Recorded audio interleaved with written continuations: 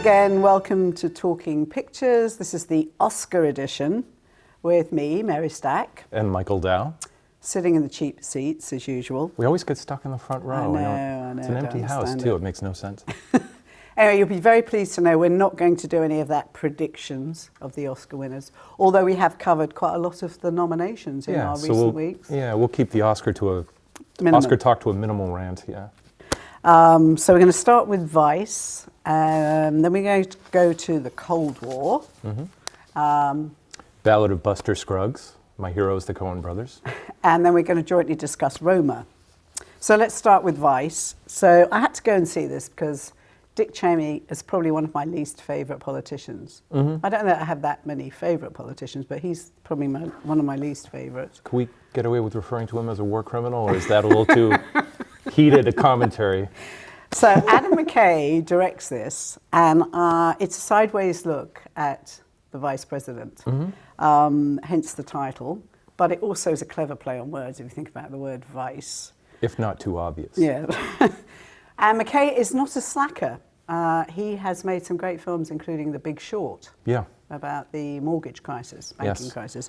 So I was kind of expecting something really worthwhile, substantive. Okay. The casting's good. Christian Bale does a great job of taking on this Machiavellian mind, dark, dangerous mind of Dick Cheney. But the actual style of this combination of satire and flippancy about really big events like 9/11, you see your politicians fumbling around, flailing around. Bush is largely out of the picture, marginalised. I mean, he's absent. And even characters like Condoleezza Rice. And it's Sam Rockwell who plays Sam Bush, Rockwell right? is marvellous. Yeah. He's not in it a lot, but he's marvellous. He makes an impression. He does. But anyway, Condoleezza Rice is the Secretary of State, and she's seen as this sort of inept puppet at this huge conference, which he's hosting. Now, is this true? Did he actually run this conference after 9/11? Bush is not even in the room. I mean, I find that hard to believe. Well, don't they, a couple questions about McKay's technique, and I know that the film begins effectively with a kind of intertitle at the beginning where it says, this is as true as we could make it, right? Yes, so there's this kind of out that McKay has. So you wonder, satirical. you wonder how much of it is really accurate and how much of it is like hypothetical. So Donald Rumsfeld is played by Steve Carell, which is another amazing transformation. You got to worry with stunt casting a little bit, but Steve Carell is so great in The Big Short that I imagine he's put to good use here. He is.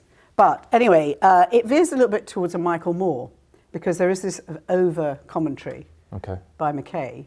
And he doesn't lurch into shot like Michael Moore, but it's got that same style, which is odd, irksome, and it didn't really lead me to a deeper understanding of the subject. I think that was my biggest criticism, apart from the flippancy and the lack of cohesion about the style. What are we doing here?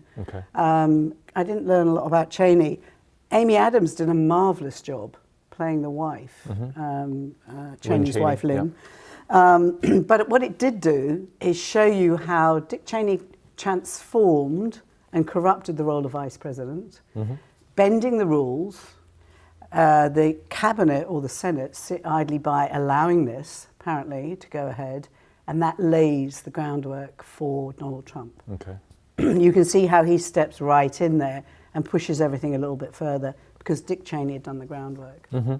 Does the film go back to the 70s and the kind of rise of neoconservatism? Because I know he had some influence in the Nixon administration. That's kind of where he and Rumsfeld, their kind of plot, such as it was birthed. Yeah, there's a little bit of that, a little bit. Yeah. They mostly show him being a complete drunken klutz, working as an electrical power man and getting loaded and being rescued and redeemed by Amy and Adams. And she basically says, you either whip yourself into shape or you're out of here. Yeah, because that's kind of what we know about Bush, the kind of bumbling, directionless person who stumbles into greatness. Right. But anyway, it was definitely a dark film. Not a lot of laughs for me. The thing was, I remember about The Big Short is that it was almost like an instructional film. It kind of talked you through the mortgage crisis. And does this film do the same thing? Because I imagine, because it's funny, I imagine jumpy. Yeah, even though jumping. the history is recent, it's been 10 years or so. So I imagine it's something that's fading into memory. And I'm wondering if the film functions in a way as to try to preserve that history with a kind of accuracy, No, the I same don't way think The it- Big Short did. Yeah, no, I don't think it aims to do that. Okay. I think it just takes this look at this Machiavellian character who looks like everyone's uncle, but actually is quite sinister. But the message gets lost because the Yeah, tone, it's a little it too does. irreverent, maybe. Yeah. Next, Cold War. Well, in my estimation, this really is much ado about nothing. I don't know why everybody is ranting and raving about this film. It's received nominations. It's a Polish director, Paweł Palikowski, who I loved the last film he did, Ida, yeah. which really was worth all the raving. Yeah, and that's a heavy one. Amazing film. No. It's torturous. It's black and white. It lacks any kind of cohesion. It's meant to be this love affair set in the Cold War. It takes place over a course of 15 years. It jumps from Paris, Warsaw. It's a lot of jump cuts. The couple themselves aren't even demanding. I didn't get moved. I wasn't interested in the outcome in any way. So it's not even a doomed romance. Apparently it's a romance, but you'd never know. Anyway, for some reason, he keeps revisiting this place of pain till they both, I don't want to tell you the end, but it's exactly what you'd expect from a Euro film. It doesn't burst into a technical or musical or anything. There's pockets of great music, but Yeah. they're completely submerged in terrible Polish music. And no offense to Polish ethnic folk songs, but this was just thrust down your throat. And Yeah. it was like, it was irksome. So anyway, these two people, Joanna Klug and Thomas Kopp, do a decent job of acting, but it's depressing and pointless, really. Pointless. I've seen a lot more other films that told me more about the Cold War. Okay. Myself. So unlike Roma, which is where that film you see a lot of things happening, political, circumstantial events happening around a main character or a set of characters, but there's no sense of how that character relates or associates to what's happening around them. Is it? A little bit, but not in any major kind of doctrinal way. The way it's influenced is it affects their freedoms. They're both artists, so the totalitarian effects start to shape what they can do. So basically the Cold War, visually stunning moments, musically memorable in moments, but didn't move me. Didn't move me. So I wouldn't bother. Okay. Well, let's make the very seamless transition from the cold qualities of your film to the warmth of the West. Oh, I saw, nice. Yeah, thanks. Let that one sit for a sec. I saw the latest Coen Brothers movie, which is actually a Netflix production. It's called The Battle of... riffing off you now. The Ballad. Right, it's called The Ballad of Buster Scruggs. And what it is actually is an anthology film. And as I say, it's made by the Coen Brothers, who are my lifelong heroes. And what it is basically, it's an anthology film / genre exercise in the Western. And what's hilarious about it is that it really revels in the most jaded, hackneyed Western film cliches imaginable. And it consists of, as I say, it's an anthology film, so it consists of 6 short stories. And if I can just review these really quickly, just refer to my notes. The first one, and it's the funniest one, it features Tim Blake Nelson, who plays a kind of singing cowboy gunslinger who is seemingly invincible. Not Blazing Saddles, though. Not quite Blazing Saddles, but at least as absurd as the highest moments of Blazing Saddles. And he plays somebody who also seems to be a serial killer. So I'll just leave it at that. It's really absurd and extreme and really funny. The second segment features James Franco, who's a bank robber who somehow manages to get hanged twice. The third segment features Liam Neeson, which is, the film gets curiouser and curiouser. Liam Neeson, who plays a kind of carnival huckster who exploits a quadriplegic until he meets a chicken. Leave it at that. Unfortunate week for Liam Neeson. Yeah, the fourth one features Tom Waits, as a matter of fact, who I love, who plays a gold prospector who has a confrontation just when he finds his fortune. an unfortunate confrontation.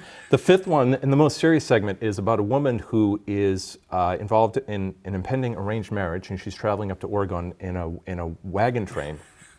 Yeah, all kinds of things go wrong there. That has a dog, a Jack Russell Terrier, that steals the show as well. How can I describe these things without describing them? It's impossible.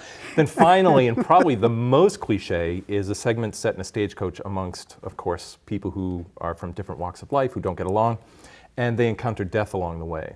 And the stagecoach scene is very similar. If anyone needs something to kind of compare it to, it's very similar to Quentin Tarantino's The Hateful Eight, which I really liked. But to be honest, the Coen brothers, being better filmmakers, they're much tighter, their dialogue is much sharper, and there's less kind of directorial ego involved than there would be in a Tarantino movie. So in general, I would highly recommend it. But that said, it's arguably their quirkiest movie. It's much more in the vein of films like The Lady Killers or Hudsucker Proxy or Raising Arizona. It's very cartoonish and very extreme. And it has a lot of basic like anti-comedy in it, not kind of conventional laugh-out-loud humor, but absurdist stuff, which I can't get enough of. Monty Python, really. Very much like Monty Python, yeah, just the ridiculousness of it. And as I say, it's a fantastic genre exercise. The Coens know their genres backwards and forwards, and in some ways I think their best films are films that are grounded in a given genre. So as I say, it's highly recommended. It's one of the stories is based on a Jack London short story as well, which I guess is why it's nominated for adapted screenplay, which is curious because otherwise it's authored by the Coens, and also costume design, which is interesting as well. So, but in any event, yeah, it's definitely worth checking out if you're in a kind of absurdist or theater of the absurd kind of mood, and don't mind having to go through all the old Western cliches one more time, just for a good laugh. Yeah. Right. Well, I'm going to be interested in that because I had no idea it was such a segmented, colourful combination. It's like a compendium. Yeah, exactly. Well, it's you know, the Western, of course, is. I mean, Westerns are still somewhat popular these days, I guess. But it's largely an outmoded genre, mainly because I think of the allegedly regressive ideology of the Western. You know, so it's kind of out of favor. And then the anthology film as well. You know, it makes you realize it's like this approach to filmmaking is a lot of fun. I really wish anthology movies would kind of make it come. It's like a review, you know, watching a series of short stories or reading a book of short stories rather than a single feature-length film. And the other thing I would say about the film as well, and it's one of the things that I often really enjoy, is the way in which kind of high style or even excessive stylization can almost ironically capture a kind of the essence of something. What I mean by that is the film it's hyper violent, and people should probably know that. There's a lot of kind of unsuspected violence kind of spread throughout the movie. But for me, the Coen brothers seems to be going for, or at least attempting to try to capture the severity of the ways of life of these various stereotypes that that are kind of embedded in American mythology in a way that, let's say, old Hollywood Westerns, obviously because of the Hays Code and censorship, couldn't, right? Sanitized. It's not sanitized at all. And you could watch the film and either think, like we were talking about with Vice, you could either say this is very irreverent and not really, you know, it doesn't really dignify the subject matter, or you could look at it, as I say, through a kind of ironic lens, as the Coen brothers tend to, and recognize that, no, they're really capturing the harshness of the ways of life of these characters, as absurd as their situations may be. So there are elements of reality in there, interspersed. Yeah, I mean, it's kind of a hard concept, I think, to sell to people because it almost sounds contradictory. The way in which high stylization can capture a reality in a certain way. So, moving to another film now, which is in a similar vein to Cold War, in that it's also very stark, black and white, foreign film, Roma, but totally different in my book because it works. It really works. It's a Spanish film. It's inspirational. Its director is Alfonso Cuarón, who has done very big glam blockbusters like Gravity in the past and Children of Men. This is not like that at all. This is a memoir. It's very stripped down. It's his story of his childhood in Mexico. Well, it's almost like a surrogate memoir because it's mainly about the housewife to, how would you describe them? Like a middle class, they're middle class. No, they're middle class because his father's a doctor. Okay, yeah. And it's essentially the interior of this middle class family set against a lot of political unrest that's happening in Mexico City at the time. And it's a family, a married couple with 4 children. And they have a nanny who is an indigenous woman. So right there we've got this interesting cross-cultural clash, because we also see a little bit of her life when they go into the country, and she's revisiting the things she loves and misses, like the smells of the countryside. However, the interesting thing is that we see the life of the nanny and her relationship with the children, and we realise she's sublimating all her own desires and dreams into raising somebody else's children. Which seems like a selfless and rather unsatisfying kind of role for someone in life. However... And yet doing it more effectively than the actual mother, who has her own trials. God, yeah, she's completely off most of the time. There's a fantastic subplot with the parents. The parents, which is largely kept suppressed and leaks out, which is that the father is actually not away on a teaching sabbatical, but having a wild affair with some woman not very far away. Right. So this is all kept under wraps from the children for a long time. But the interesting thing is, it's a really touching tribute to the nanny, who obviously Cuarón thinks helped shape his life, and probably the lives of many others that are raised by people in service. So to me, it hankered back the theme to Remains of the Day, which of course is a different class, a different century, a different, set of values. But a universal scenario. Exactly. And I like the fact that the nanny feels she can go to the mistress of the house and tell her she's pregnant. Yeah. And it's not thrown out on her ear. Oh, she's very warmly embraced and involved taken to the family. gynecologist and given all sorts of care from the mother in a woman-to-woman way. Yes. Even though they're from different classes, different backgrounds, they have this commonality of humanity. But anyway, so the only thing I criticise it with, and I think you might have different views on this, is it was 135 minutes long, and I felt it was about 30 minutes too long. Okay. There were whole bits of it I could have gotten rid of that were a bit tedious, and I found myself doing this. Yeah. Well, I love neorealism. I love the whole effect of it. And I can tell you just personal anecdote. When I watched the movie, I watched it early in the day, and I thought, well, I'm going to spend some time with the movie, and then I can go get some stuff done during the day, get my chores done. And I spent nearly the rest of the day just thinking about the movie. It's one of those things. So for me, it's just personal taste. It was the kind of movie for me that I could kind of live it all day. It percolated into your consciousness. Yeah. It's the kind of, once you kind of get into the groove and the pace of the film, it's very gradual, very slow. It's not imposing at all. It's not making, maybe unlike a film like Cold War, certainly a film like Vice, it's not trying to make some kind of grand or grandiose statement. For me, so number one, and the thing about neorealist films as well is that there can be a lot of political unrest going on. The film can capture something of the political climate of the zeitgeist, but what matters is the personal. And what matters really is what characters are going through. Because, in this day and age, we understand everything is political. The personal, most certainly, is political. So the film never has to make a statement. And Cuarón, being this kind of blockbuster Hollywood filmmaker, he could be like a James Cameron or something like that and lose his way and think he needs to be pedantic. But he understands He went right back to his roots. He understands the understated. And as I say, that's what the neorealist movement is really all about, to understand the world through the eyes of a single character. I think you're so right, because, for example, the one brief moment she has of love with this character who impregnates her. And can I just say, the seduction scene between the two of them may be, there's so many highlights in this movie, but the seduction scene is brilliantly staged, and it's just perfect. It's theatrical. Yeah, it is, yeah. It really is theatrical. But so then later this character, who doesn't want anything to know about this baby, who disappears in a movie, as a matter of fact. They're at a movie. Yeah, they're at a movie theater when he walks out. When he walks out and never comes back. Well, that's the little indulgence, of course. Cuarón can't help but have all these little movie moments throughout the movie. Yeah, but it's natural because, of course, these characters would go to the movies. Of course, they'd be watching movies on TV.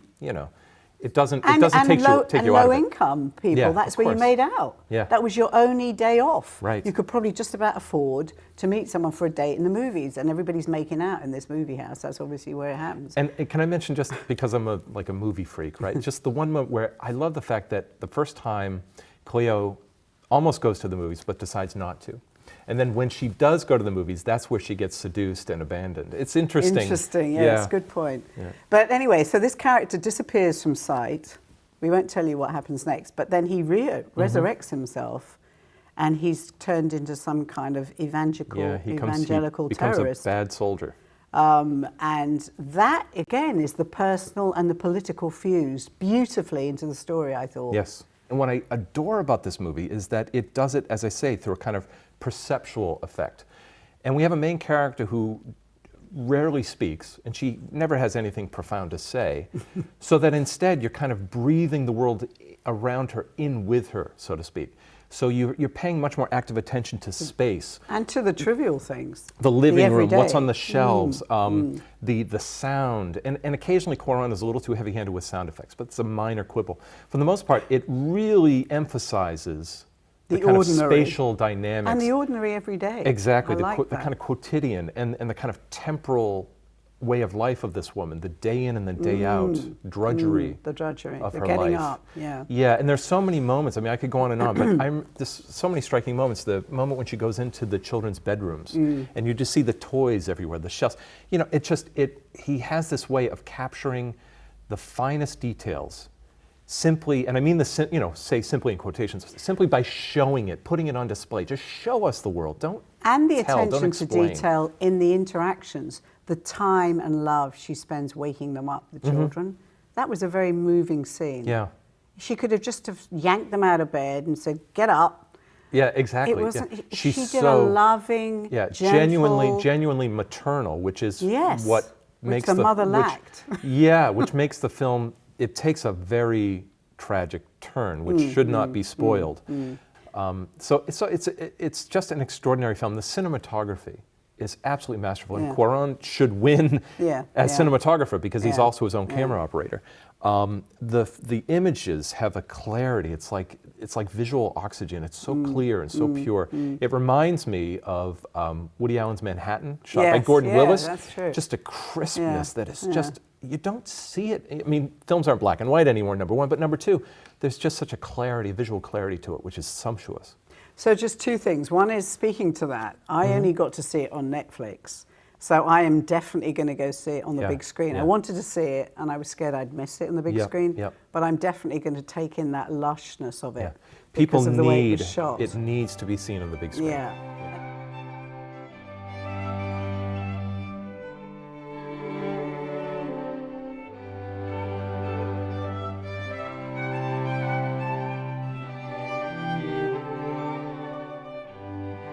Nitpicking about the Oscars. Well, I thought we should just take a moment and first of all, just consider the nominations that are there to be picked apart, and whether or not you have a favorite that you're rooting for, and for that matter, if there's anything that you think is overrated that has been overly nominated.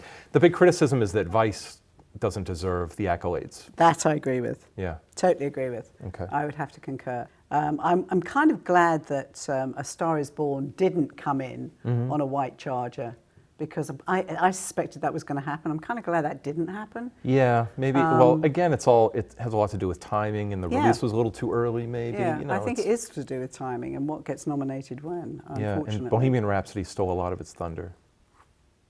Which pleased you immensely, Michael. Yeah, that epic of whitewashing and straightwashing. Well, the issue with Bohemian Rhapsody now is the controversy around Bryan Singer, the director, which I think is. Not even.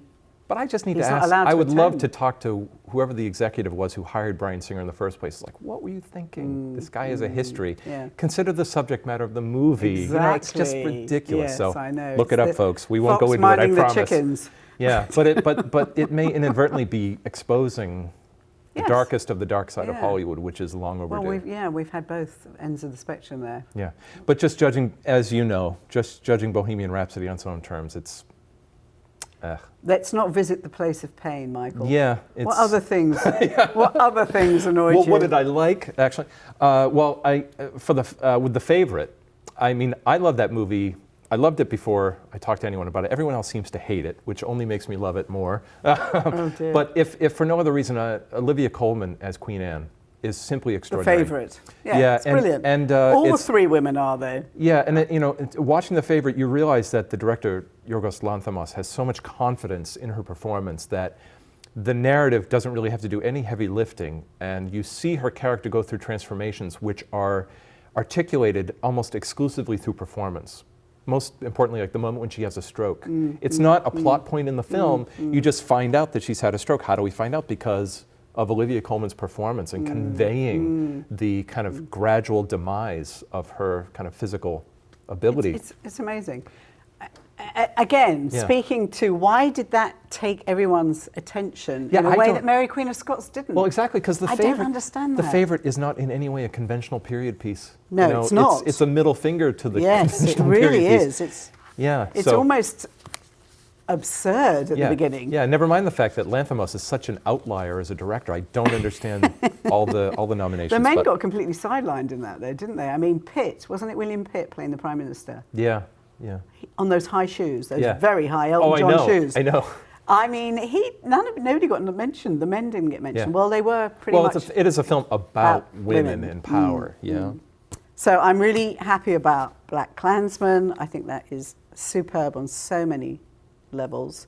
Love that it got in. A lot of those outlying films often don't make it. And I also think Black Panther, for lots of reasons, is very deserving. And I love the fact that it's all black cast. And it's also, great. it's not the only one, but there's usually the popular favorite, and that's like the crowd pleaser movie, right? They always incorporate one of those as well. Yeah. But and as I say, Won't You Be My Neighbor? Shocked that it didn't get nominated. Very sad about that.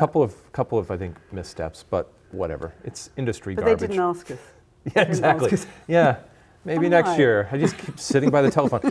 But to bring that around, basically, what I think won't happen is that Roma is going to get, it's most likely going to be Green Book. And I've been avoiding that mainly. I know you loved it, right? I thought they were in different categories. I thought Roma was foreign film. No, it's nominated for Best Picture. Yeah. But it's not in the foreign film category? I don't think so. I'm surprised. It might be both. But, very surprised. Yeah, so I think it looks Cold like War is. My impression is Green Book's probably going to win, and I've been avoiding that mainly because, again, the controversy has been putting me off. But Roma, film. I don't think there's any question that from what I have seen, Roma should win. I mean, there's no doubt about it. That would be if the Academy wants to make a political statement, Roma in terms of representation of women, and for that matter, ethnicity. I think it's and given the times we're in now, right? If the Academy had any real backbone, Roma would win. But in the same way Green Book did too. Yeah, but as we know about Academy members, Roma's slow, it's foreign, they're not going to watch it. Yeah, that's how shallow this whole charade is. Right. Am I angry enough? And I thought you were being profound there for a brief moment, Michael. Yeah, I know, and then I just shatter it with bias. With your superficial. But as I say, the reason why I think films like Bohemian Rhapsody win or Green Book, it's like bias affirmation. It affirms our most shallow politics, really. Careful, you're in shallow And this has water been there. Talking Pictures. This has been Talking Pictures, in case you couldn't guess. So goodbye from Mary Stack. And Michael Dow. Talk to you soon.